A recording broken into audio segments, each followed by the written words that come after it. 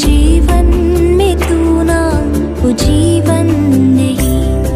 उत्पत्ति 22 अध्याय के पहले और दूसरे वचन। इन बातों के पश्चात ऐसा हुआ कि परमेश्वर ने इब्राहिम से यह कहकर उसकी परीक्षा की कि ये इब्राहिम। उसने कहा, देख मैं यहाँ हूँ। उसने कहा, अपने पुत्र को अर्थात अपने एकलौते पुत्र इसहाक को जिसे तू प्रेम रखता है संग लेकर मोरिया देश में चला जा और वहां उसको एक पहाड़ के ऊपर जो मैं तुझे बताऊंगा होम बलि करके चढ़ा। और तीसरे वचन में, सो इब्राहिम बिहान को तड़के उठा और अपने गधे पर काटी कसकर अपने दो सेवक और अपने पुत्र इसहाक संग लिया और होम बलि के लिए लकड़ी चीर ली। तब कुछ करके उस स्थान को चला जिसकी चर्चा परमेश्वर ने उसे कही थी। उसने आज्ञा मानी, यही पहली आराधना है।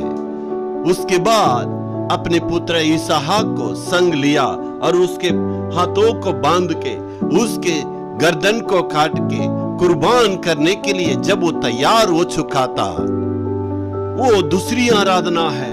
इसके मतलब पहली आराधना क्या है? अपने पुत्र इसहाक को बलि करने के पहले अपने आप को इब्राहिम ने उस वेदी पर रख दिया। जब परमेश्वर की आज्ञा को मानकर अपने आप से कहकर जब बयान को उठकर इसहाक को ले गया है, यही सबसे पहली आराधना है। अपने आप को पूरे परमेश्वर के लिए अर्पण कर दिया। सबसे पहले अपने हृदय में एक वेदी बना के अपने आप को इब्राहिम ने वहां रख दिया। यही सबसे पहली आराधना है, यही ग्रहण योग्य आराधना है। इसलिए सबसे पहले हमारे आंखों को, अपने पैरों को, अपने हाथों को परमेश्वर के वेदी में, अपने दिल में परमेश्वर के लिए जब आराधना करने के लिए अर्पण करते हैं, यही सबसे पहली आराधना है। दूसरी है ये परिवार की आराधना।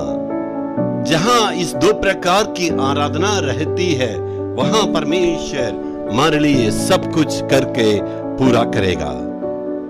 जवान बेटा से, जवान बेटी से मैं कहने के लिए चाहता हूं, अपने हृदय को उस वेदी पर हमें रखना है। अपने आप को परमेश्वर के वेदी पर अर्पण करना है। मेरे हाथों को, मेरे आंखों को, मेरे पैरों को परमेश्वर मैं अर्पण करता हूं। मेरे जीवन आपके लिए प्रभु पवित्र रहना है, ऐसे आपको आराधना करना है। जब हम अपने आप को उस वेदी पर अर्पण करते हैं, परमेश्वर हमारे सारे जरूरतों को और उचित समय पर वो पूरा करेगा।